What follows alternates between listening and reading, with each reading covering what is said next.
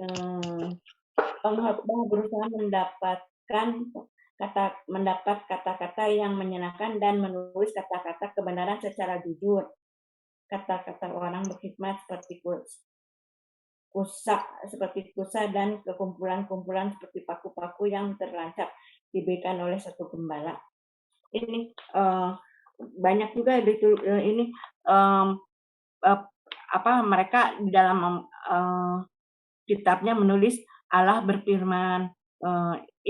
Banyak juga mereka menulis sebelum itu Allah berfirman. Ini perkataan Allah sebelumnya mereka nulis begitu. Alkitab juga memberitakan tentang hal-hal yang belum terjadi. Banyak nubuat juga Alkitab yang sudah tergenapi gitu, atau yang sedang terjadi model sekarang. Iya.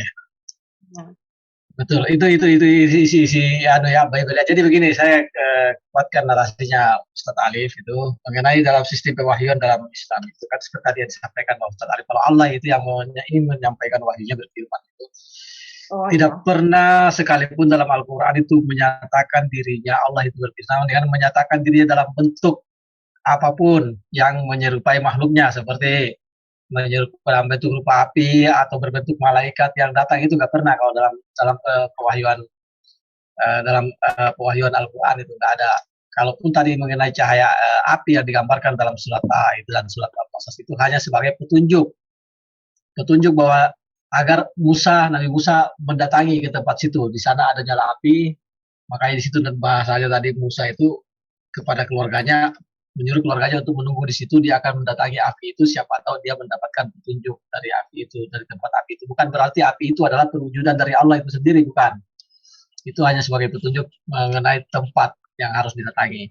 Jadi kalau di dalam Keluaran tadi bahwa dinyatakan bahwa Tuhan itu menyatakan diri dalam rupa api, atau sebagai malaikat dalam rupa api yang kemudian lama-kelamaan itu adalah Allah itu sendiri, berbeda di sini. Meskipun ada sama-sama api, kita berbeda di situ konteksnya, Pak ya. Tidak pernah dalam Al-Quran itu, dalam sistem pewahyuan Al-Quran itu, bahwa Allah sendiri yang langsung menyatakan dirinya dalam bentuk apapun. Tidak pernah. Adapun tadi disampaikan bahwa mendengar suara, itu maksudnya begini, Allah lah yang memberikan fasilitas kepada siapa yang dikehendakinya. Seperti kepada Nabi Musa. Dia hendak berfirman dan berbicara langsung kepada Nabi Musa, maka Nabi Musa saja yang akan dibuka hijab, dibuka tabirnya untuk bisa mendengar firman Allah itu sendiri. Kalaupun ada Harun bersama Musa pada saat itu, maka Harun tidak akan mendengar suara itu. Hanya Musa yang akan mendengar, karena hanya disampaikan kepada Musa dan Allah hanya membuka tabir atau hijab pada Musa. Begitu sistem pewahyuan. Jadi di situ terdengar ada suara. Musa mendengar suara dari seberang lembah, dari balik pohon.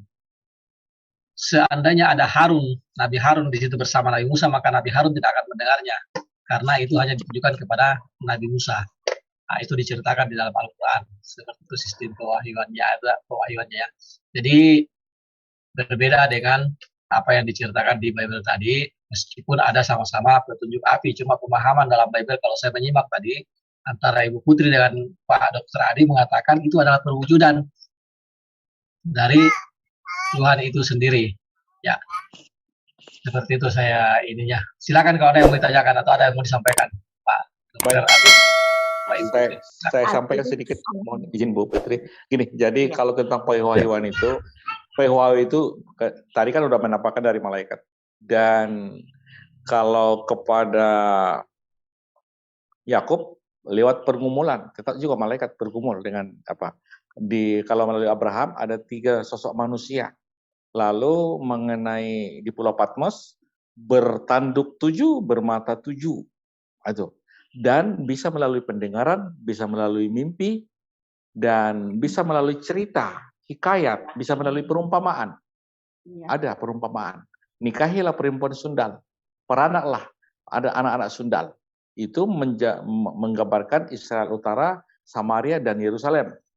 Itu menggambarkan itu. Jadi makanya di teman-teman diskusi WA grup katakan itu buku porno. Ya memang diceritakan secara vulgar bagaimana persundalan, Bagaimana maaf kata buah cakar apa semua alat kelaminnya semua diceritakan di situ. Dan itulah cara Tuhan mewahyukan firman-Nya itu. Firman itu bisa melalui mimpi, bisa melalui pendengaran, bisa melalui cerita, bisa melalui perumpamaan. Itu. Jadi caranya itu berbeda-beda, tetapi kalau di Keluaran 3 tadi di ayat 10 Allah berfirman. Jelas itu di Keluaran 3 saya baca lagi. Keluaran 3 kita kan belum sampai ke bawah jadinya.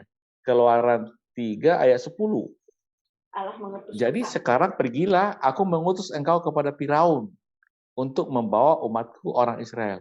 Memang tadi ada beberapa ayat di Quran yang sudah diceritakan tadi, cuma ada mungkin hanya 4 ayat ya, 4 ayat di mana tadi ya? Di Al-Taha itu. Saya bilang Al-Taha 10 ketika Musa melihat api, lalu dia berkata kepada keluarganya, tinggallah kamu dalam kurung di sini. Sesungguhnya aku melihat api. Mudah-mudahan aku dapat membawa sedikit nyala api kepadamu, atau aku akan mendapat petunjuk di tempat api itu. Nah, ternyata ada di sini petunjuk di tempat api itu. Tapi ketika dia itu mendatanginya ke tempat api itu, ia dipanggil, wahai Musa. Berarti ada suara dari api itu, maka ketika dia mendatanginya, berarti tempat api itu, dia dipanggil, wahai Musa, sungguh aku adalah Tuhan. Berarti sama, dari api itu berseru, Musa, Musa, ya Allah, kata Musa. Kalau di Keluaran 4 ayat 4, di Al-Taha 10, ketika dia mendatanginya dalam kurung tempat api itu, dia dipanggil, wahai Musa. Al-Taha 11, Al-Taha 12, sungguh aku adalah Tuhanmu. Maka lepaskanlah kedua terompahmu, karena sesungguhnya engkau berada di tempat lembah suci. Berarti dari api itu ada suara, wahai Musa, aku adalah Tuhanmu. Demikian Pak Ustaz Alif dan Pak Awi. Ternyata sama, dari api itu ada berseru, wahai Musa. Jadi Al-Taha 11 dengan A12 sama dengan Keluaran 3 ayat 4. Nah, ini mungkin yang beda gini, Dr. Adi. Ini mau nanti dikoreksi ya, Ustaz Alif ya, sama Bang Alwi ya. Yang agak beda gini, kalau yang disampaikan Dr. Adi itu kan kesannya konkret banget, seperti ada suara, terus betul-betul ada gelombang kan gitu. Nah, di Islam itu pewahyuan itu adalah hanya orang-orang tertentu. Seperti kita ya, dalam sehari-hari aja, kalau orang yang dia bisa melihat sesuatu, itu orang lain nggak bisa melihat. Yang pernah penampakan apa-apa, orang lain pun nggak bisa melihat. Hanya orang tertentu yang bisa melihat. Nah, pendengaran ini, proses pewahyuan itu Nabi Musa mampu menerjemahkan, dikomunikasikan ke umatnya. Tapi bentuknya bukan terus real kayak kita, berarti dari api, terus konkret ada gelombang, suara. Nah, tapi dinarasikan ya seperti itu, karena memang bahasa manusia. Seperti kita ya, ilham aja. Ilham itu apakah bahasanya gimana? Tapi orang mampu, ngerti. Nah, inilah kewajiban manusia dikasih amanah. Sehingga mampu memfilter keimanan-keimanannya. Dengan proses pewahyuan, mana yang wajar untuk para nabi itu, wahyu itu apakah konkret? Dalam bentuk seperti itu. Di Islam nggak ada, terus denger kayak suara mikrofon. Menurut saya ya, nggak seperti itu. Makanya pewahyuan itu tidak harus lewat suara. Tadi Quran mencatat kan, tanggalkan terompahmu tempat ini. Ya iya, kayak ilham, intuisiannya diterjemahkan begitu dan jelas. Karena Nabi. Pak Ersa, sebentar saya potong. Jadi saya bandingkan dulu Keluaran 3 ayat 4. Ketika dilihat Tuhan bahwa Musa menyimpang untuk memeriksanya, berserulah Allah dari tengah-tengah semak duri itu kepadanya. Musa, Musa. Dan Musa menjawab, ya Allah. Itu Keluaran 3 ayat 4. Aku baca Al-Taha 10, 11, 12. ketika Musa melihat api, lalu dia berkata kepada keluarganya, tinggallah kamu di sini, sesungguhnya aku melihat api. Mudah-mudahan aku dapat membawa sedikit nyala api kepadamu, atau aku mendapatkan petunjuk tempat api itu. Ayat 11, maka ketika dia mendatanginya, tempat api itu, dia dipanggil, wahai Musa. Berarti dari api itu ada suara, wahai Musa, sungguh aku adalah Tuhanmu. Nah, itu. Jadi mirip bahwa yang agak beda, sangat beda ada apa? suara dari api. Ada suara dari api. Karena Musa, mohon maaf, sebentar, saya baca dulu ayat 10. Ketika Musa melihat api, lalu dia berkata kepada keluarganya, tinggallah kamu di sini, sesungguhnya aku melihat api, mudah-mudahan aku dapat mendapat sedikit nyala api kepadamu, atau aku mendapat petunjuk di tempat api itu. Garis bawahi, aku akan mendapat petunjuk di tempat api itu. Ayat 11, maka ketika mendatanginya tempat api itu, dia dipanggil, wahai Musa. Berarti ada petunjuk dari dalam api itu. Wahai Musa. Mohon maaf jika saya salah menafsir. Silakan Ustaz Afi.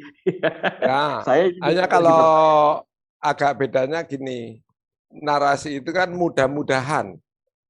Ya. Nah, karena dia tetap hamba Allah, yang akan terjadi itu masih rahasia Allah.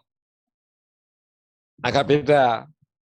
Kalau yang di Ustadz tadi kan Musa terus tanya, kayak bicara sesama kawan kan gitu. Nah di Quran kan nggak gitu. Mudah-mudahan. Nah itu mukjizat itu semuanya gitu. Nabi Ibrahim mau dibakar, menyimpang sedikit ya. Dia nggak tahu bahwa nanti dia nggak kebakar. Nggak tahu. Tahu-tahu loh kok nggak kebakar. Nah, kalau tahu nggak ada rasa takut. Nah, hal-hal kayak gini ini bedanya di Islam itu semua nabi itu makhluk ciptaan, sehingga yang akan terjadi bisa tahu kalau ada pewahyuan. Kalau di luar pewahyuan nggak ada wahyu, ya nggak tahu juga nabi itu. Iya. Betul itu Pak Esa. Ustaz Arif jadi ini kan, silakan. Cek. Silakan.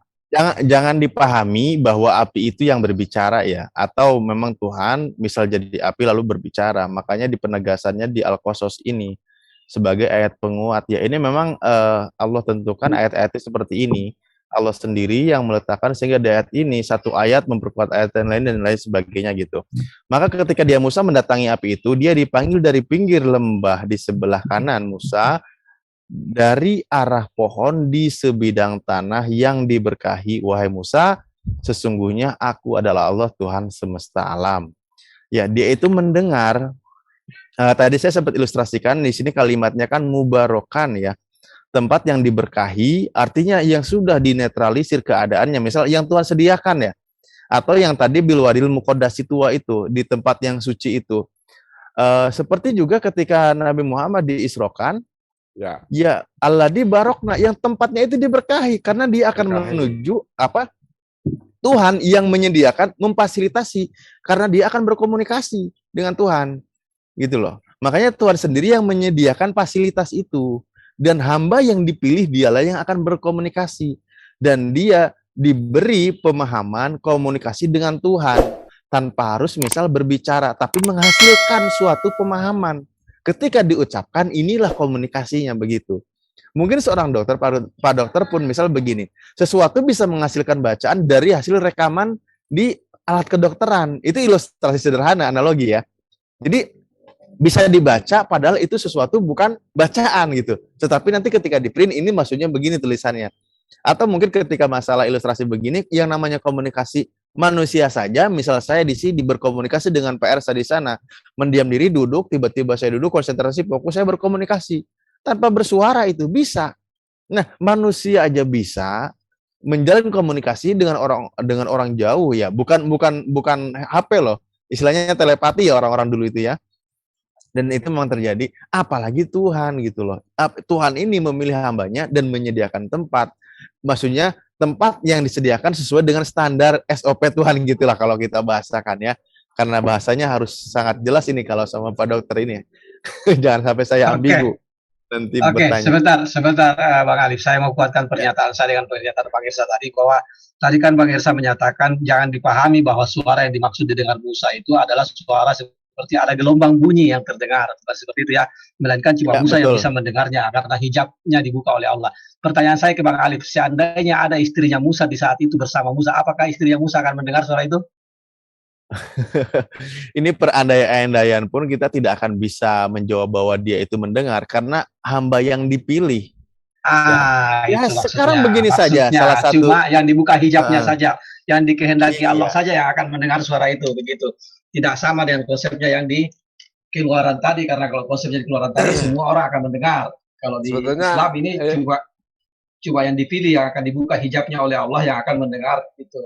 Silakan. Ini salah satu contoh saja. Salah satu contoh saja. Ya.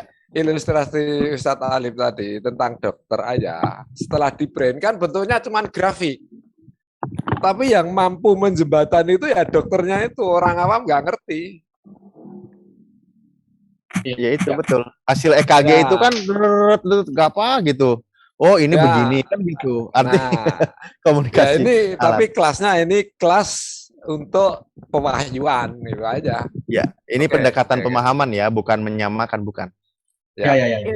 Mengenai masalah hamba yang dipilih, subhanallah di asrobi abdihi. Contoh Nabi Muhammad yang dipilih, ya Nabi Muhammad sendiri yang tahu, merasakan. Padahal orang-orang di sekitarnya itu ada tahu bagaimana Nabi Muhammad, dia mau tidur, dia tidur. Dan banyak yang tidak menyangka bagaimana dalam semalam perjalanan begitu banyak. Karena memang hamba yang dipilih, dia yang ditentukan, makanya orang lain tuh nggak tahu gitu. Iya. Begitu. Ya, seperti tadi yang ditanyakan Pak Awi. Cuma Musa yang mendengar itu. Di situ nggak ada siapa-siapa. Lagi Musa diutus itu hanya Musa aja. Ada istrinya kalau di Quran. Oh, kalau di situ ada istrinya. Oh, istrinya jauh ini. Istrinya jauh. Jadi konteksnya kan Nabi Musa melihat dari kejauhan, lagi berjalan bersama istrinya, dia mau menghampiri api. Artinya maksudnya ini sebenarnya api ini seolah-olah isyarat bahwa Nabi Musa menjauh dari istrinya, bahwa dia mendatangi karena dia akan menerima wahyu. Nah, mendatangi tempat itu akan menerima wahyu memang sesuai dengan yang dibutuhkan. Kenapa konteksnya api? Kita lihat kalimatnya. Barangkali dari api itu saya mendapat suatu petunjuk, ataupun paling tidak percikan api itu akan dapat menghangatkan tubuh atau menghadapkan badan kita gitu. Ah, berarti kan konteksnya malam hari berarti. Ya, konteksnya kan gitu kan. Nabi Musa paling tidak, alasannya logis. Makanya dia menghampiri api itu. Karena itu konteks yang dibutuhkan gitu. Media itulah yang dijadikan sebagai tanda bahwa dia itu bergeser ke sana. Ternyata begitu beliau datang ke sana, ya dialah menerima firman. Ya dia ikuti di sana gitu. Bedanya kalau di Alkitab itu Musa sedang mengembalakan domba mertuanya. Dia sedang mengembalakan. Gini, pertanyaannya kepada Ibu Putri, kalau saat itu Musa ada bersama orang lain, apakah orang lain juga itu akan mendengar suara itu? Musa di Alkitab, Musa sendiri sedang mengembalakan domba. Iya, kalau saja ada orang lain di situ selain Musa, tapi bersama dengan Musa, apakah orang lain juga akan mendengar itu? Itu orang lain diperintahkan menjauh. Lagi Musa mau mendapatkan 2 loh batu, semua orang, tapi mereka paham. Tapi harus menjauh, tidak boleh menyentuh kepada gunung itu karena tempat itu. Oke, paham. Berarti maksudnya begini, kalau menurut saya tadi menyimpulkan, suara yang dimaksud dalam Bible itu berarti ada gelombang bunyi ya. Berbeda kalau dalam Al-Quran, suara yang dimaksud itu tidak ada gelombang bunyi karena cuma Nabi Musa saja yang bisa merasakannya. Kalaupun ada orang lain di situ tidak akan bisa merasakan karena cuma Nabi Musa yang dibuka hijabnya oleh Allah untuk bisa berkomunikasi langsung dengan Allah saat itu. Saya rasa begitu ya, mungkin begitu. Orang-orang Israel itu disuruh tapi tidak boleh mendekati gunung itu waktu mau menerima 2 batu. Cuma orang Israel mendengar waktu ya. Sebenarnya silakan. Tadi kalau ada yang bertanya silakan. Sebenarnya tadi Bang Awi mengenai masalah bagaimana memang tidak sanggup. Di satu sisi dikatakan juga kan katanya Nabi Musa itu berhadapan muka, itu jelas kalimatnya kan.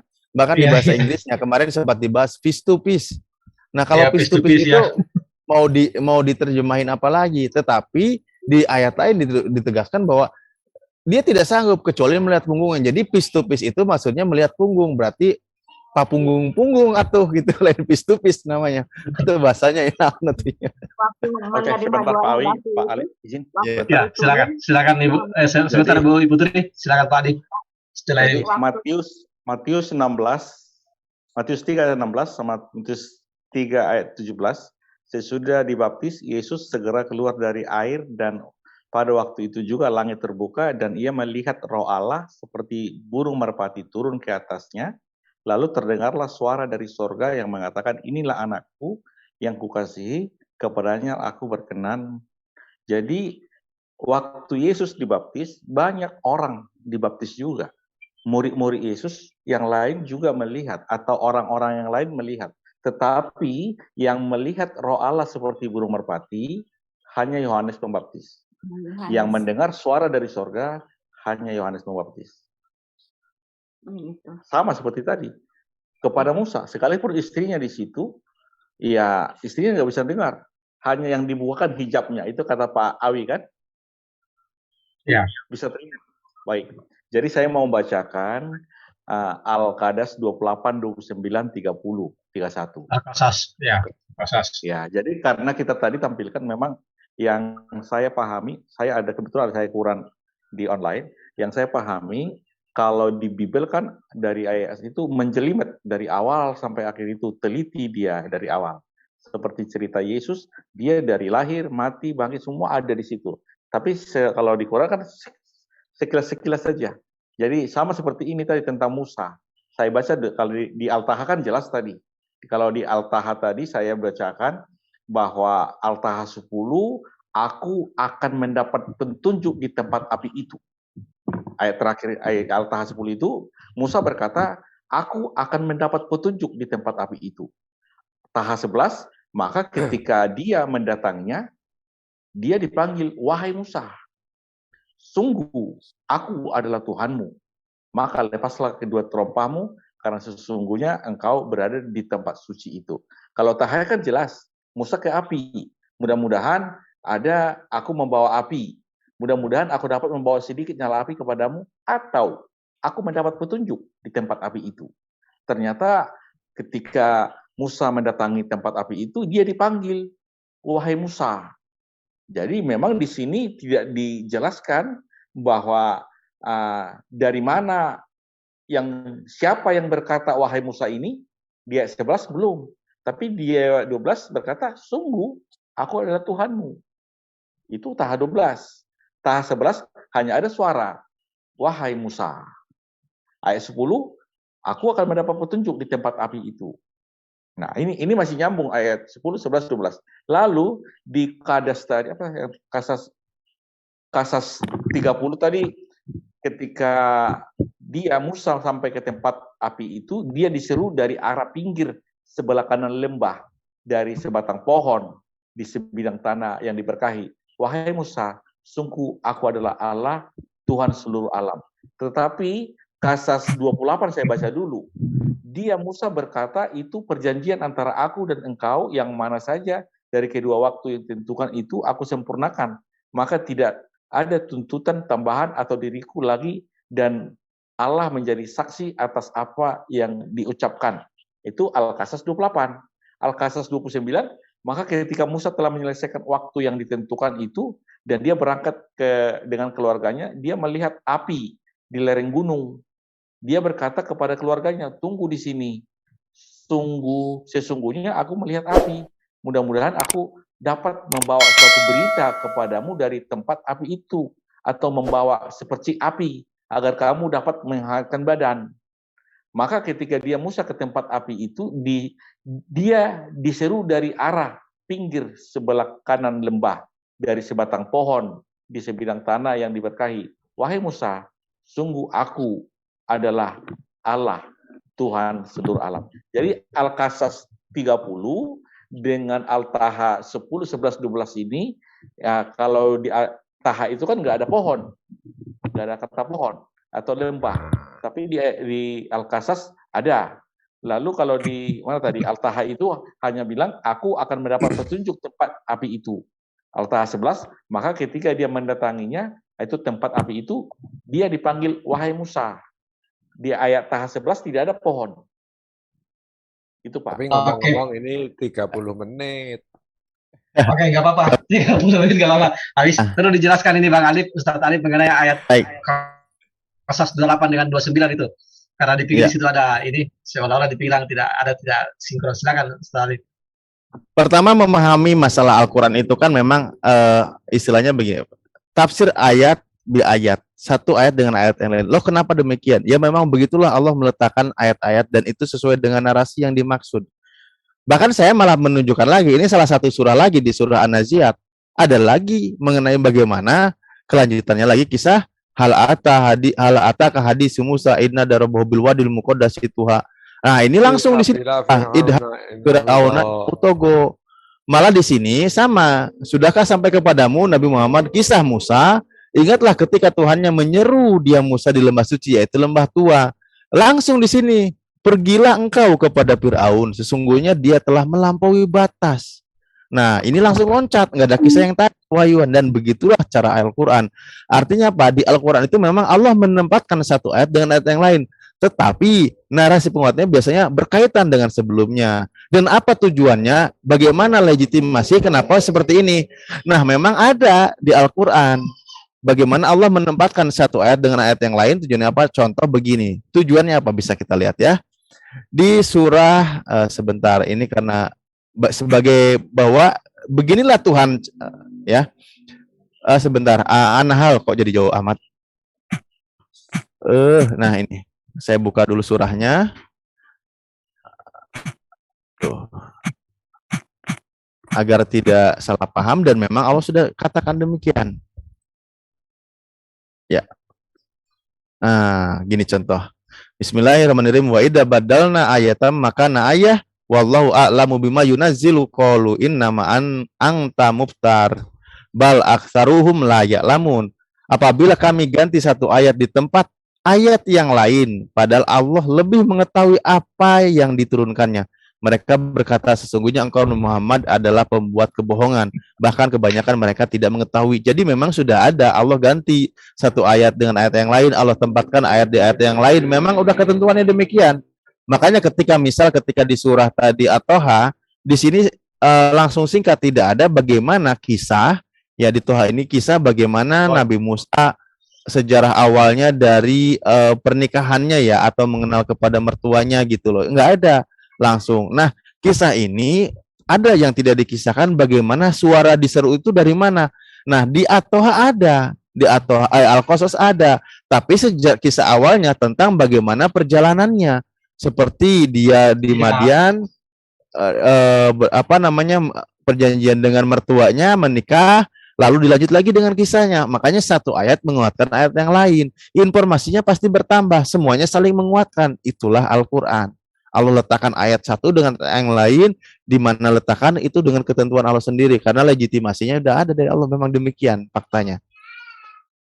Iya, ya, jadi ayat 28 dengan ini tolong menjelaskan bahwa tidak langsung berkaitan begitu ya, ayat 28 dengan tadi itu, karena kan dibahas habis perjanjian langsung pindah ke ini, itu tidak ini Pak ini apa?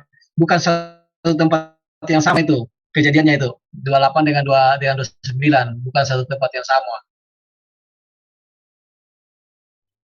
Ya ini memang begini. Ya kalau kita lihat, jadi ini konteksnya memang menyelesaikan atau bukan perkara masalah ya. Artinya bagaimana ketika dia menikahi anak dari mertuanya. Konteksnya begitu. Nah, kisah ini istilahnya kisah romantisme atau apa, keluarganya selesai, maka kisah tentang bagaimana pewahyuan beliau dan perintah pertama menerima wahyu, dia diangkat sebagai nabi, sebagai rasul, seruan di sini yaitu ketika dia pergi, dia disuruh perintah kepada Firaun, menemui Firaun. Lah di mana hubungannya kok disuruh kepada Firaun? Ya seperti tadi di surah An-Naziat tadi itu. Nah, ini di sini sama, yaitu sebentar mana idhab ila fir'auna innahu togo. Ini nih. Oh, ini nih. Ya di sini sama saja gitu. Memang jadi begitu, dan memang begitu banyak kisah Nabi Musa dan Nabi Isa alaihissalam ya. Nabi Musa itu banyak sekali, di Al-Baqarah ada. Itu kisahnya bagaimana dengan kaumnya. Di Al-A'raf ada masalah penerimaan wahyunya kan gitu, di Lauh Batu. Ada di Al-Qasas ada, di Al-Anbiya ada, di surat Al-Isra ada, di surah At-Toha ada, di surah ini lagi apa An-Naziat ada, dan banyak kisah Nabi Musa. Dan Allah letakkan semua kisah itu. Ya biar kita semua mempelajari semua ayat Al-Quran. Dan yang tidak tahu dia akan salah sangka gitu. Ya, jadi seperti itu Pak Dr. Adi mengenai peletakan penempatan ayat-ayat dan kisah-kisah dalam Al-Quran itu seperti itulah. Mengenai tentang kisah Nabi Musa tidak diceritakan dalam 2 surah saja. Di Al-Baqarah itu, surah Al-Baqarah itu bisa dikatakan itu rangkuman isi-isi di situ semua diceritakan awal-awalnya. Di surah-surah lain juga diceritakan lagi kembali karena tujuannya apa, untuk kita yang membaca dan mengingat lagi. Oh di Al-Baqarah pernah diceritakan Musa, kita baca ke surah berikutnya kita ingat lagi, oh iya dulu ada diceritakan seperti ini, kita akan tidak pernah lupa. Itu hikmah yang bisa saya dapat dari itu ya. Kalau itu hikmahnya ketika kita membaca, hikmahnya salah banyak. satu hikmah yang bisa didapat itu seperti itu. Kita ingat kembali, oh iya dulu pernah diceritakan begini, itu hikmahnya. Jadi mengenai yang tadi diperkatakan Pak Dr. Adi ayat 28 dengan 29 di surah Al-Qasas itu tempatnya berbeda, bukan pada satu tempat yang sama. Karena kan di garis bawahi tadi menyatakan Allah menyaksi atas perjanjian itu. Itu maksudnya pernikahan itu ya. Bukan bahwa kejadian itu terjadi pada tempat di mana Nabi Musa menerima wahyu atau firman Allah, itu tidak berbeda tempat. Itu posisinya. Pinjam istilah Bible itu perikopnya udah mulai berganti. Kalau di Keluaran itu kan jelas, khusus di Keluaran 3 itu Allah menampakkan diri lewat malaikat, berfirman, memberikan perintah khusus ke Firaun. Klop. Tapi Firaun, coba kita buka lagi tuh, menarik itu. Menarik. Yang mana? Jadi sekali lagi saya minta ke Pak Ustadz Alif untuk menjelaskan tentang pewahyuan kepada Nabi Musa di dalam Al-Quran ini. Nanti baru kita kembali lagi ke Keluaran, biar ada poinnya di situ, ambil kesimpulan bahwa tidak seperti yang digambarkan di Alkitab. Nanti kita kembali lagi ke Keluaran, itu bahas Pak Dr. Adi kayaknya. Bukan maksud kita saya, Keluaran 3-4 itu selaras dengan Taha 10, 11, 12. Ya. Tapi berbeda dengan Al-Qadas 30. Karena sama itu saling menguatkan Pak Dokter. Walaupun saling menguatkan, di Qadas 30 itu dia berbicara bukan dari api. Tapi maka ketika Musa sampai ke tempat api itu disuruh dari arah pinggir lembah dari sebatang pohon. Gini. Jelaskan dulu. Baik. Tidak ada narasi bahwa api itu yang bersuara. Baik, saya baca dulu di Al-Taha ya. Al-Taha 10 itu katanya seperti ini. Ketika Musa melihat api, lalu ia berkata kepada keluarganya, tinggallah kamu dalam kurung di sini. Sesungguhnya aku melihat api. Mudah-mudahan aku dapat membawa sedikit nyala api kepadamu, atau aku mendapat petunjuk di tempat api itu. Yang mau saya garis bawahi, atau aku mendapat petunjuk di tempat api itu. Itu Taha 10. Taha 11, maka ketika dia mendatanginya, yaitu ke tempat api itu, dia dipanggil, wahai Musa. Saya nggak akan menafsir. Nah, betul. Saya nggak akan pemahaman Pak Dokter. Belum siap. Taha 12, sungguh aku adalah Tuhanmu. Jadi yang saya pahami, belum saya tafsirkan, dan ini bukan kebenaran, tetapi yang saya pahami di ayat 10, atau aku mendapat petunjuk di tempat api itu. Itu yang saya garis bawahi di Taha 10. Di Taha 11, maka ketika Musa mendatangi api itu, Musa dipanggil, wahai Musa. Tadi kan Musa meminta mudah-mudahan ada petunjuk dari api, tempat api itu. Tapi ketika Musa mendatangi tempat api itu, Musa dipanggil, wahai Musa. Di ayat Taha 12, sungguh aku adalah Tuhanmu. Itulah petunjuk yang didapat Musa di tempat api itu. Lalu kalau di Itu Keluaran lanjutannya 3:4, ini, Dokter Ari, yang Pak dilanjut setelahnya itu, aku telah memilihmu, maka dengarkanlah apa yang akan diwahyukan kepadamu. iya, Nah, betul. ini Berarti dari api itu ada suara yang mengaku Tuhan. Bukan dari api. Ayat Perjelas dulu, bukan dari api, 12. bukan dari api. Hah? Tahap Bukan 12 dari bukan api. dari api. Bukan dari api, tetapi di ayat tahap 10, aku akan mendapat petunjuk di tempat api itu. Tahap 10 itu kan. Tahap 11, maka ketika Musa mendatangi tempat api itu, dia dipanggil, wahai Musa. Ya. ya. Yang manggil siapa di sini, Pak? Yang manggil di ayat 12 diterangkan, sungguh Api. aku adalah Tuhanmu. Aku adalah Tuhanmu. Tuhan. Ya udah. Nah, baru Keluaran 3:4, ketika dilihat Tuhan bahwa Musa menyimpang untuk memeriksanya, berserulah Allah dari tengah-tengah semak duri itu.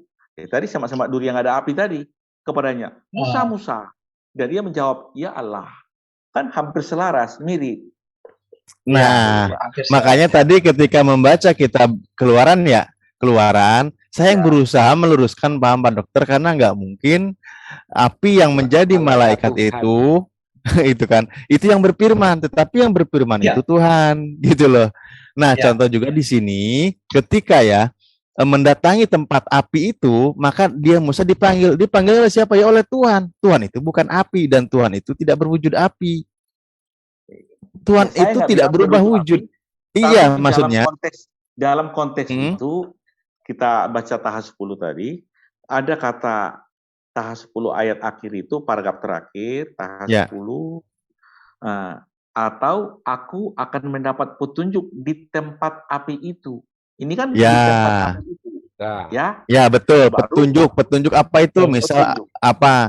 Dan salah satu penguatnya, saya bilang tadi di Al-Qasas, atau paling tidak, contoh nih ya, paling tidak sebentar, yang tadi ini apa nih? Api itu membawa sesuatu berita kepadamu dari tempat api itu, atau membawa sepercik api agar kamu dapat menghangatkan badan. Jadi kan memang tujuannya petunjuk itu ya barangkali ada petunjuk, atau paling tidak ini api ini bisa buat menghangatkan badan. Berarti konteksnya apa? Kedinginan, kan gitu. Nah, api itu sebagai media mengarahkan perhatian Nabi Musa ke titik tempat yang diberkahi itu. Mana kalimatnya ini? Yang diberkahi itu kalau kita baca Al-Qadis tadi kan, itu ada dari pohon dia bicara, bukan dari api. Ya memang pohon. Semuanya bukan pohon, bukan api yang berbicara, Pak Dokter. Ini gini loh, Pak Dokter. Tahap-tahap itu kalau kita bahas, kita sudah melompat ke lain. Jadi kita ada perikop di sini, tahap 10, 11, 12. Ini kan satu cerita alur. Jadi kalau kita sama, ini bersambung, sama. Oke, kalau sama, kita bahas dulu ya. Saya bacakan ayat tahap 10, ayat terakhir. Atau aku mendapat petunjuk di tempat api itu. Berarti di tempat api itu ada petunjuk. Mudah-mudahan ada petunjuk. Mudah-mudahan ada petunjuk. Atau aku mendapat petunjuk di tempat api itu. Ayat 11. Maka ketika dia, yaitu Musa, mendatanginya ke tempat api itu, Musa dipanggil, wahai Musa. Di ayat 11, tahap 11, belum dijelaskan siapa yang berkata, wahai Musa. Tetapi di ayat 12, jelas siapa yang berkata, wahai Musa. Siapa menurut Pak Dokter? Tuhan. Oke. Ilustrasi sederhana ya. Kasih ilustrasi sederhana ya. Pak Saya Dokter ini saya nggak dapat ilustrasi. Yang ayat 10, maksud 11, 12 itu aja. Saya nggak terjemahkan, hanya saya membaca. Iya, jadi betul. Musa di 10 ingin mendapat petunjuk dari tempat api itu. Iya. Atau aku akan mendapat petunjuk di tempat api itu. Oke. Itu tahap 10. Ayat 11, maka ketika Musa mendatangi tempat api itu, Musa dipanggil, wahai Musa. Yang memanggil apakah api di sini maksud Pak Dokter? Bukan, yang memanggil diterangkan, sungguh aku adalah Tuhan.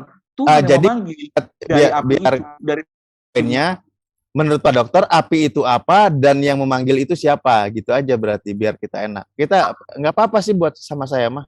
dalam konteks ini, api itu dia ada api yang dilihat Musa, ada api yang dilihat. Iya betul. Nah, tetapi dari tempat api itu dia dipanggil wahai Musa.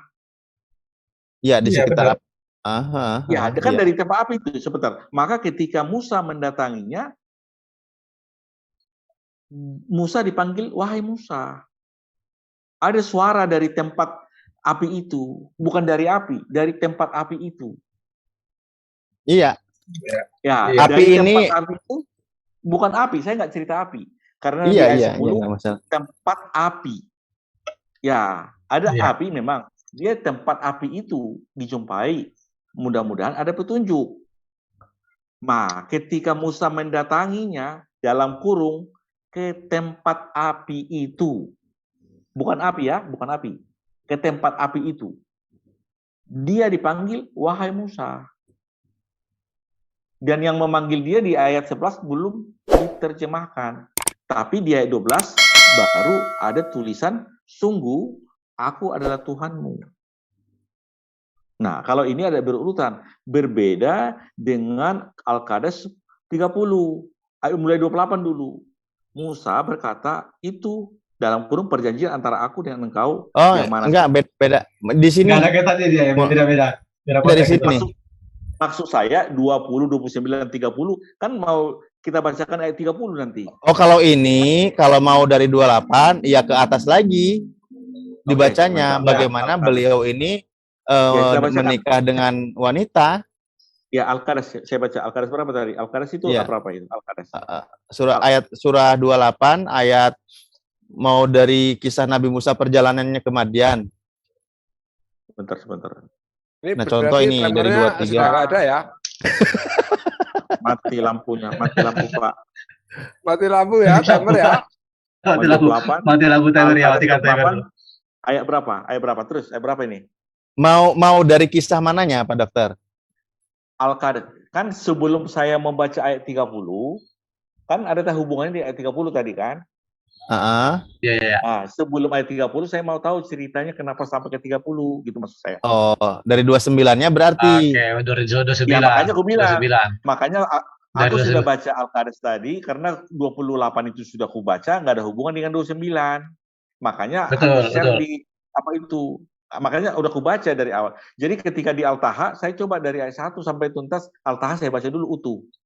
Baru Al-Qadas saya baca utuh. Nah, yang berhubungan dengan Musa, baru saya ketik ke WA Pak Awi, baru saya kirim ke apa, gitu.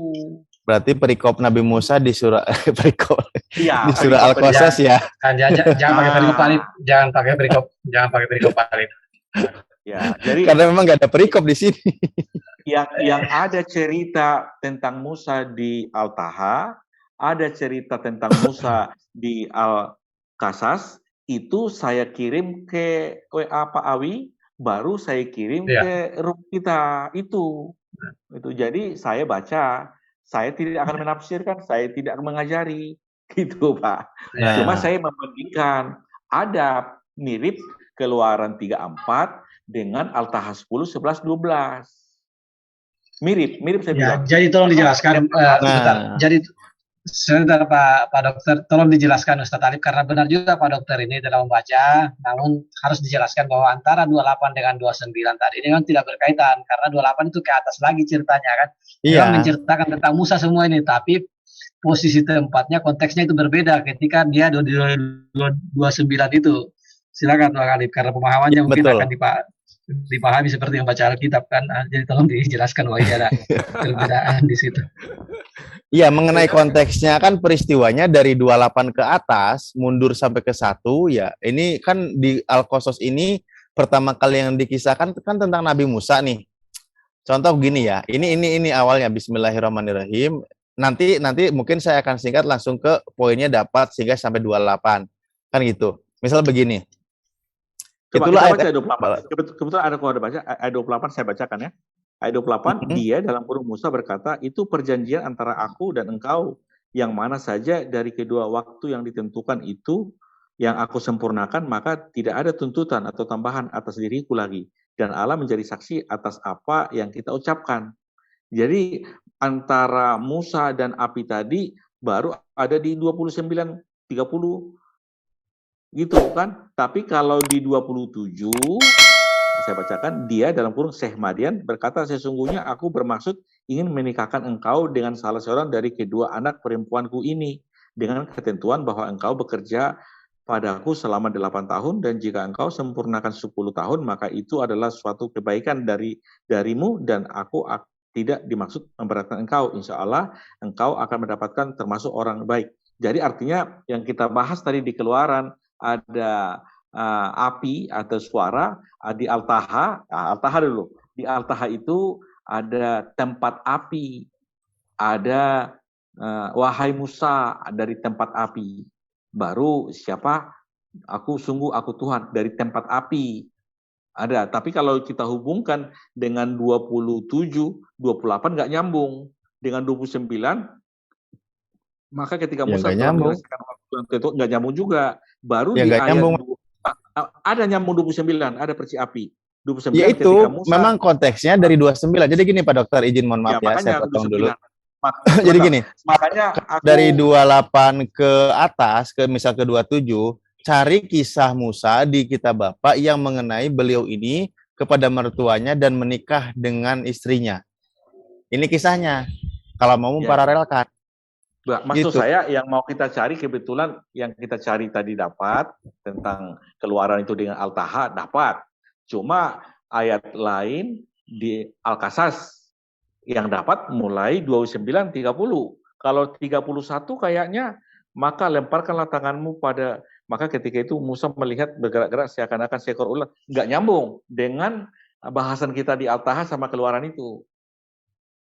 Ya, maksud saya apa yang ada di Bible, ada di Quran, itu sudah saya usahakan ayatnya saya kirim ke Pak Awi, baru ku kirim ke chat. Itu maksud saya. Jadi bukan menafsirkan Quran dengan cara tidak, bukan. Cuma data-data itu seirama gitu. Oke. Ya, demikian. Barangkali saya tidak perlu menanggapi.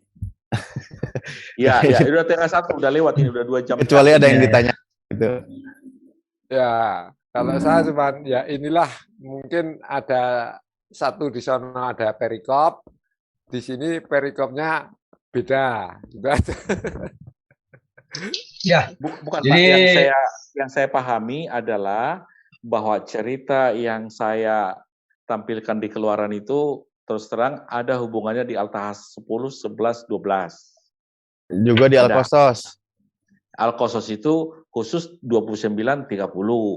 Karena kalau Al-Qasas 28 sama 31 udah lain gitu. Nggak apa-apa. Jadi nggak harus persis sama, tetapi ada seirama lah yang menyinggung. Cuma kalau kami di api yang berbicara ini tempat api. Itu aku maksudkan tempat api itu. Ini yang perlu diluruskan ini dari sisi ini, Bang Alif. Aku tadi itu mau nanya Bang Alif ya. Ini api real apa api yang dilihat Nabi Musa? Iya, memang Nabi Musa melihat api karena tempatnya juga kan diberkahi. Kalau masalah misal di Bible mengatakan bahwa api itu tidak membakar, ya itu tidak ada masalah. Karena ini kan sebuah proses bagaimana Nabi Musa itu dituntun. Nah, jadi ada hal yang menariknya begini loh, ada hal yang menarik ya. Saya izin mohon maaf Pak Dokter ya, mungkin nanti disinilah terjadi hal yang tegas juga dalam Islam. Baik, saya ambil share screen ya. Makanya ketika misal para malaikat itu kan, lagi nonton saya. Apa namanya?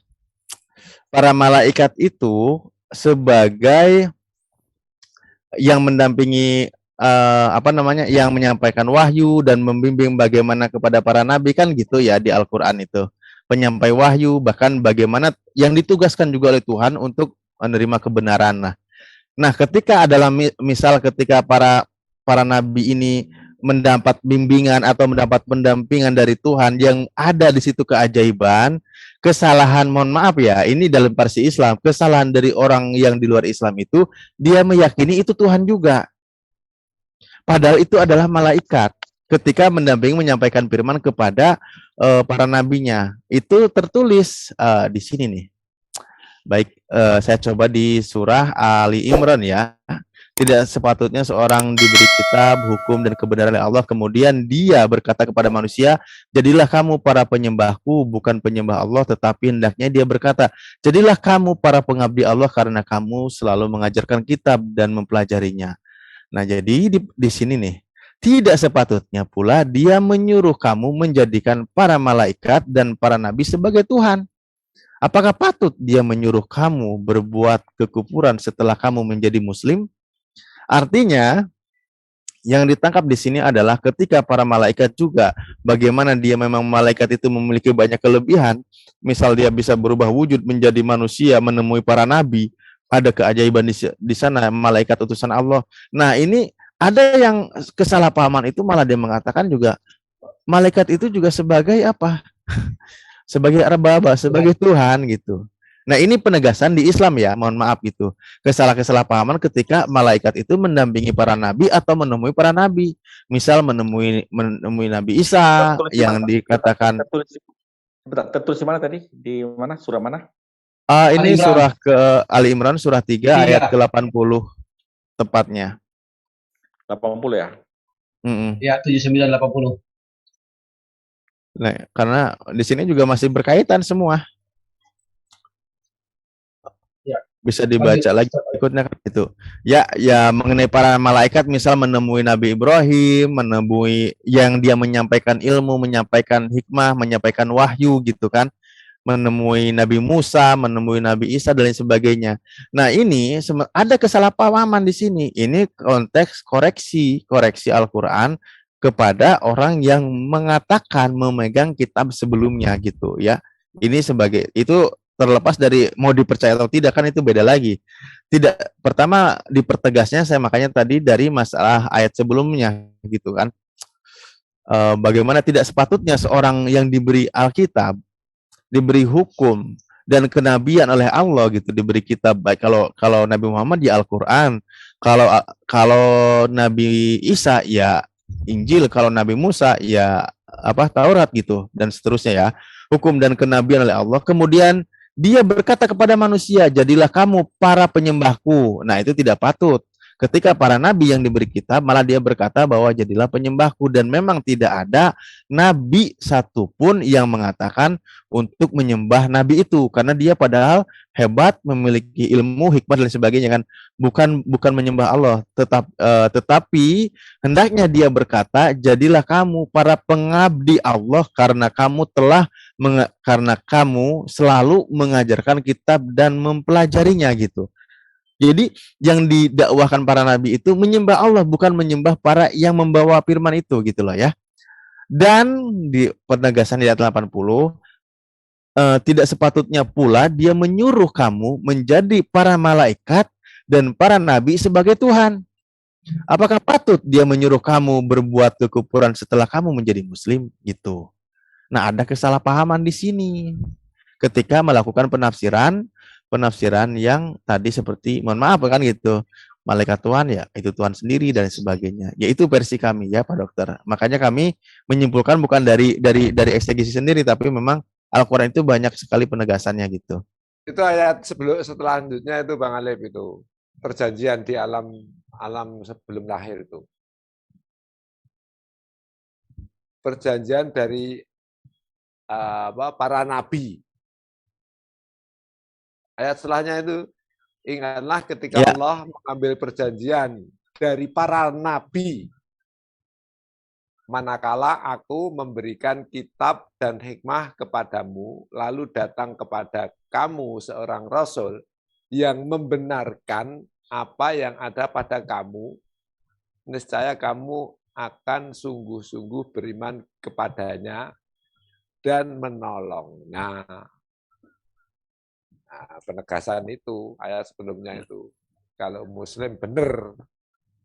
Di seluruh para nabi ya, termasuk Nabi Isa atau Yesus ini. Nah, Nanti ada klarifikasinya, pertanggungjawabannya ini pra ya, maksudnya pra kenabian, beliau ada perjanjian demikian, dan pasca kenabian pertanggungjawabannya juga ditanya di Al-Maidah dari 109 sampai 116 117. Dan ingatlah ketika Allah meminta perjanjian pertanggungjawaban kepada para rasul, para utusan Allah gitu. Sebentar. Tadi ini sudah selesai ya. Begitu Pak Dokter. Aku tadi baru pertanyaan keluaran aja ya, belum begitu banyak. Jadi saya balas dengan itu tadi. Jadi kalau nah, ini nih. Malaikat itu Lukas 1:26 dalam bulan ke-6 Allah menyuruh malaikat Gabriel pergi ke kota Elim bernama Nazaret itu untuk menjumpai Maria. Dia memang malaikat, tidak ada keterangan lain khusus malaikat. Di Lukas 1:11, maka tampaklah kepada Zakaria seorang malaikat Tuhan berdiri sebelah kanan mezbah pembakaran ukupan. Maka hal itu ia terkejut dan menjadi takut. Tetapi malaikat itu berkata kepada jangan takut hai Zakaria, sebab doamu telah dikabulkan oleh Elisabeth istrimu dan melahirkan seorang anak laki-laki bagimu dan haruslah engkau menamai dia Yohanes. Jadi dalam konteks Lukas itu diterangkan itu malaikat murni. Tapi malaikat kan menyampaikan pesan Allah kepada Zakaria, kepada Maria, khusus di situ. Tetapi di Keluaran itu berbeda. Dia malaikat. Malaikat itu yang ada di semak duri. Dan dari semak itu ada suara. Allah bersuara. Dan Musa berkata, ya Allah. Seterusnya ia berfirman. Sampai akhirnya, akulah Allah. Allah ayahmu, Allah Abraham, Allah Isa, Allah Yakub. Ada keterangan. Ada keterangan. Jadi ada konteks. Kalau kami ada perikop, ada konteks. Jadi siapa yang berbicara, untuk siapa. Jelas, siapa yang mengaku. Dan di perikop lain, ada juga Allah menampakkan diri ke Abraham. Dalam rupa 3 manusia. Sebentar, terpaksa kita harus buka. Bukan cuma-cuma itu. Kejadian 18 kalau salah. Saya bacakan. Kemudian Tuhan menampakkan diri kepada Abraham dekat pohon terbentin di Mamre. Sedang ia duduk di pintu kemahnya pada waktu hari panas. Ini Tuhan menampakkan diri. Ketika dia mengangkat mukanya, ia melihat 3 orang berdiri di depan. Jadi Abraham melihat Tuhan dalam rupa 3 orang manusia. Jadi kalau ke Musa menampakkan diri dalam rupa semak duri, malaikat dalam semak duri. Sementara di sini Tuhan menampakkan diri kepada Abraham dekat pohon terbantin. Nah itu saya nggak bisa sustain, jadi saya nggak bisa apa. Oke, saya kirim ke Pak Awi datanya. Sebentar Pak Awi, baru nanti saya kirim ke chat. Ini sesi ini nggak selesai-selesai, nanti dilanjut lagi, apa mau sampai jam berapa lagi nih? Nggak apa-apa, kita teruskan dulu ini. Ini yang terakhir. Nggak apa-apa, Pak. Oke. Jadi jadi ini di ayatnya saya bacakan di chat. Kemudian Tuhan menampakkan diri kepada Abraham dekat pohon terbantin di Mamre. Sedang ia duduk di pintu kemahnya waktu hari panas terik. Ayat 2, ketika Abraham menampakkan mukanya, ia melihat 3 orang berdiri di depannya. Sesudah dilihatnya mereka, ia berdiri, lalu pintu kemahnya menyongsong mereka, lalu sujud. Ia sampai ke tanah. Jadi Tuhan yang menampakkan diri itu dalam bentuk 3 orang. Oke, sebentar Pak Dokter, karena ini ada pertanyaan dari netizen yang lagi menyimak di channelnya Bang Alif. Terima kasih kepada Kang Jiwo ya dan Kang Sutrisno, dia juga Kang Alan. Ada yang belum jelas katanya ini disimak tadi mengenai yang di semak itu yang api atau semaknya itu yang dianggap sebagai yang berfirman saat itu.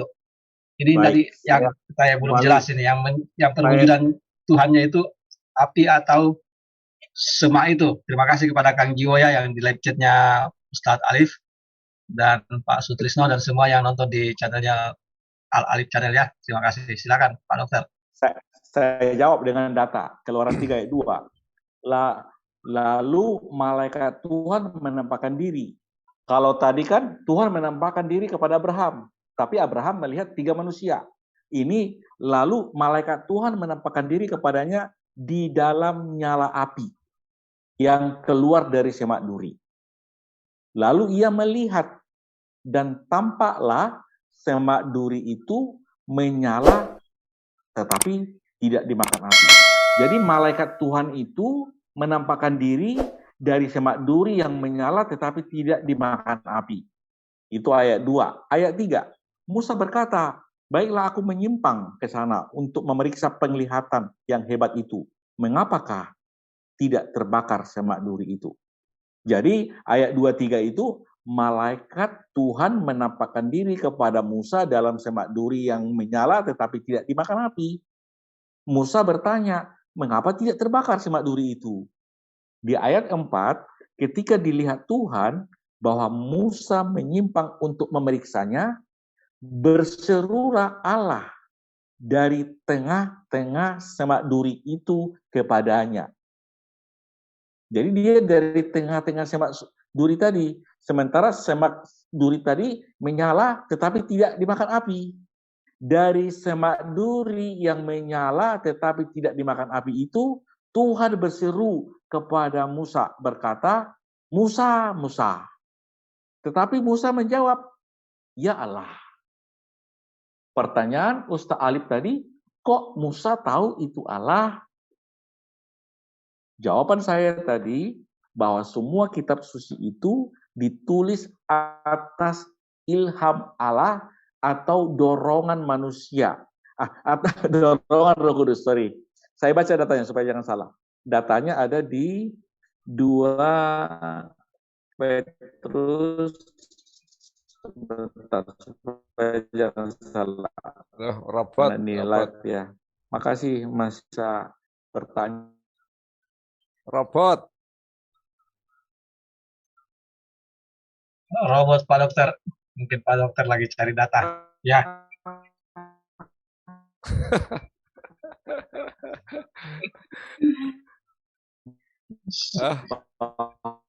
Wah, Dokter robot. Tidak boleh ditutup. Pak Dokter suaranya robot.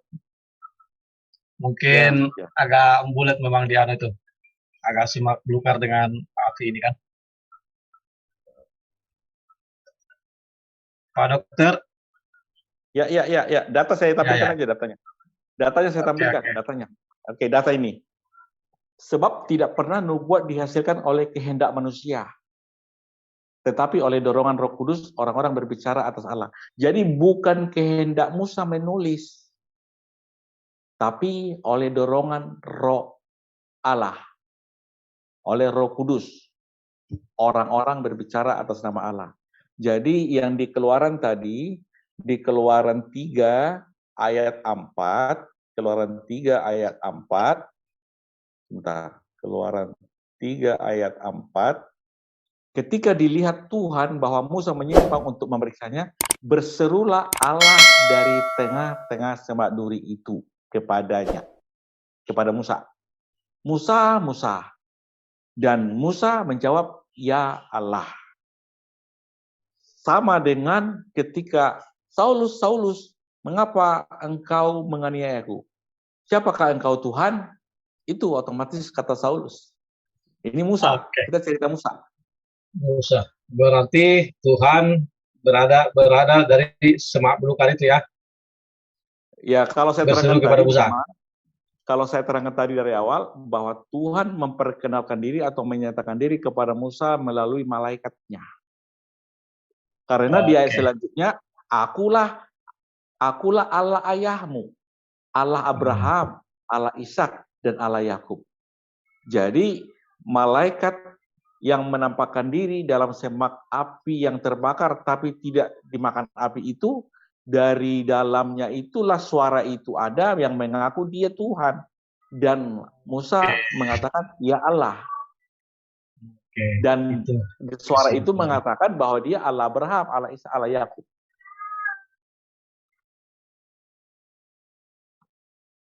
Oke Pak, udah tinggal satu, tutup aja Pak. Gimana? Oke, terima kasih Pak Dokter atas kesimpulannya ya, bahwa yang dari semak belukar ada nyala api yang tidak terbakar, disitulah Allah menyatakan diri dalam bentuk malaikat, yang kemudian dia sendiri menyatakan bahwa akulah Allah.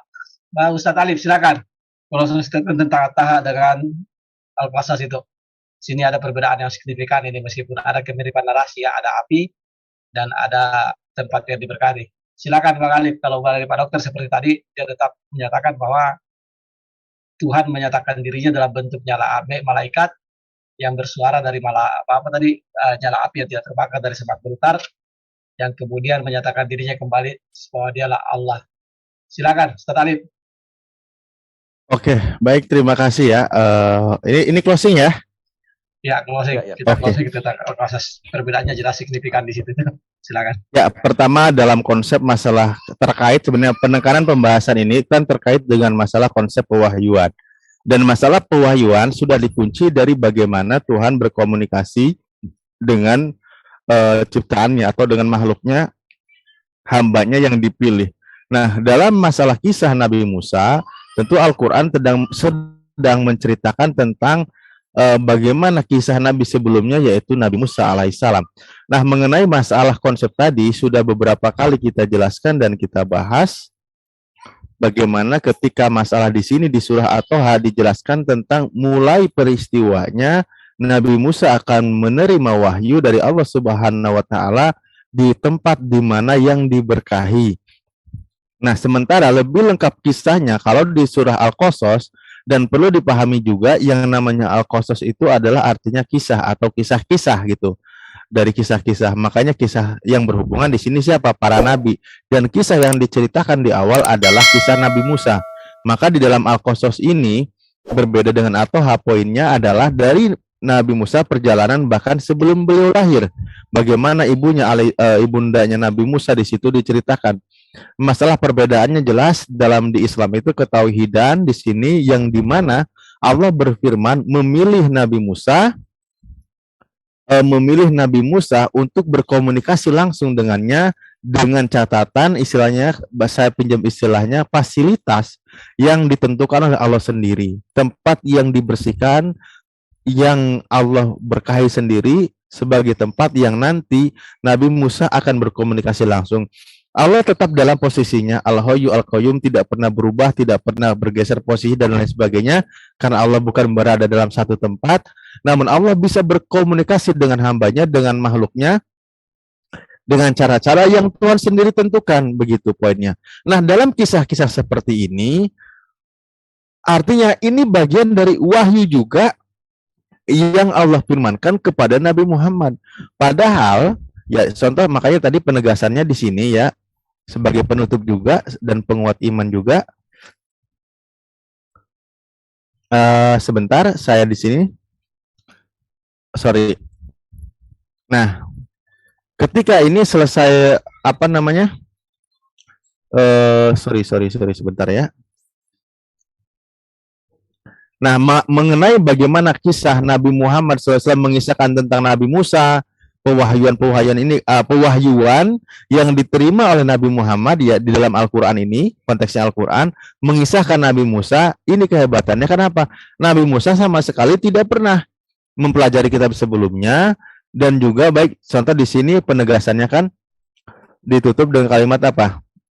Engkau Nabi Muhammad tidak berada di sebelah barat lembah suci tua ketika kami menyampaikan risalah kepada Musa. Engkau tidak pula termasuk orang-orang yang menyaksikan kejadian itu. Akan tetapi kami telah menciptakan beberapa umat dan telah berlalu atas mereka masa yang panjang. Engkau Nabi Muhammad tidak pula tinggal bersama-sama penduduk Madian, sehingga dapat membacakan ayat-ayat kami kepada mereka. Akan tetapi kamilah pengutus para rasul.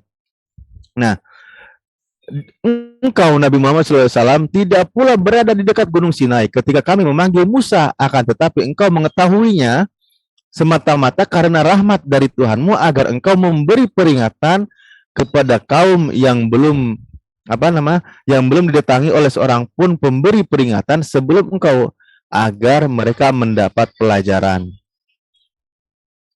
Jadi konteksnya di sini adalah ini mengenai pewahyuan ya. Kembali mengenai pewahyuan, dan tadi di dalam kitab Pak Dokter menjelaskan tentang pewahyuan bagaimana Tuhan berfirman kepada Musa. Nah, di Al-Qur'an sendiri, Al-Qur'an adalah wahyu Allah, dalam isi di situ juga menjelaskan tentang Allah berfirman kepada Nabi Musa. Dan hebatnya di sini adalah bagaimana juga hebatnya Nabi Muhammad bisa menceritakan kisah sesungguhnya tentang Nabi Musa padahal beliau sama sekali tidak mengenalnya. Dalam konteks kemanusiaan, dia tidak pernah membaca kitab sebelumnya, kitab yang Pak Dr. Adi pegang, baik itu versi bahasa Indonesia atau versi bahasa manapun. Tetapi bisa mengisahkan ini karena apa? Wahyu dari Allah. Allah yang meletakkan wahyu itu pemahaman kepada Nabi Muhammad SAW. Di mana ayatnya? Ada di sini tadi. Di An-Nahl ini juga ya. Nah, contoh di sini. Seperti tadi bagaimana Allah menentukan meletakkan ayat mengganti ayat dengan ayat yang lain. Ya, di surah di ayat 102-nya, katakanlah Muhammad, Ruhul Kudus itu adalah siapa? Malaikat Jibril. Menurunkan Al-Qur'an dari Tuhanmu dengan baik untuk meneguhkan hati orang-orang yang telah beriman dan menjadi petunjuk serta kabar gembira bagi orang-orang muslim.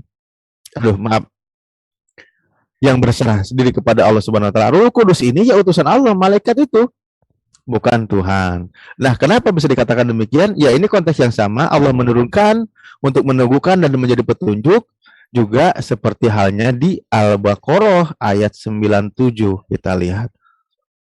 Masih sama, merujuk kepada oknum yang sama. Ya, ini bagian dari penutup juga dari saya ya. Terima kasih atas diskusinya Pak Dokter, tapi saya bacakan dulu yang terakhir dan korelasi ya. Sama saja kalimatnya. Yang tadi menggunakan diksi malaikat Jibril, Ruhul Kudus, yang di situ adalah malaikat Jibril, Ruhul Kudus adalah nama lain dari malaikat Jibril yang menurunkan Al-Qur'an kepada hati Nabi Muhammad, sehingga apa? Beliau bisa mengisahkan tentang Nabi Musa gitu. Dan di sini menggunakan diksi siapa? Malaikat Jibril. Katakanlah Muhammad, siapa yang menjadi musuh Jibril? Padahal Jibril itu adalah dialah yang telah menurunkan Al-Qur'an ke dalam hatimu dengan izin Allah sebagai pembenaran terhadap apa kitab-kitab yang terdahulu. Jadi ketika kesalahan maka sebagai patokannya adalah Al-Qur'an dan petunjuk serta berita gembira bagi orang-orang yang beriman. Ya, itu dari saya Pak Dokter. Mohon maaf apabila ada kata yang kurang berkenan, dan tadi juga saya ada beberapa kali kendala teknis, mohon dimaafkan. Kepada semuanya juga saya mohon maaf apabila ada yang kurang berkenan. Ambil yang baik, campakkan yang buruknya. Ilaliku alaikum binajah. Terima kasih. Assalamualaikum warahmatullahi wabarakatuh.